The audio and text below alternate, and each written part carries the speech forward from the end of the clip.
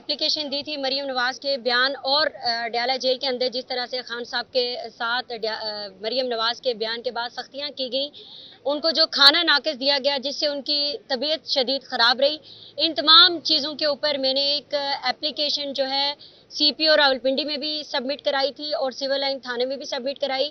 फिर मैंने 22 की पिटीशन रावलपिंडी डिस्ट्रिक्ट कोर्ट में जमा कराई थी, जिसमें पुलिस ने कल रिपोर्ट ये दी कि हमारे पास कोई ऐसी एप्लीकेशन वसूल नहीं हुई।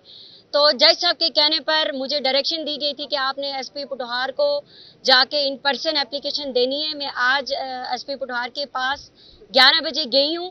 उन्होंने मुझसे एप्लीकेशन लेने से इनकार कर दिया, लेकिन उन्होंने मुझे ये कहा कि आप जो है सिविल लाइन थाने में फ्रंट डेस्क पे जाके जमा करा दें, जिसपे मैंने कचहरी की जो चौकी है वहाँ पे भी फ्रंट डेस्क है, मैंने आज वहाँ पे अपनी एप्लीकेशन जो है सबमिट करा दी है और उन्होंने मुझे डायरी फॉर्म जो है वो जारी कर दिया है।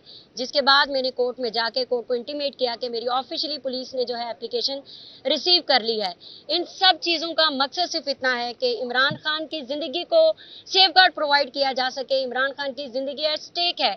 मुझे आप सबसे भी यही सवाल है कि पूछें किस तरह से ज़ीर आला पंजाब की कुर्सी पे बैठी हुई एक खातून ये बयान दे सकती हैं कि इमरान खान एक फितना है और उसको ख़त्म किया जा रहा है।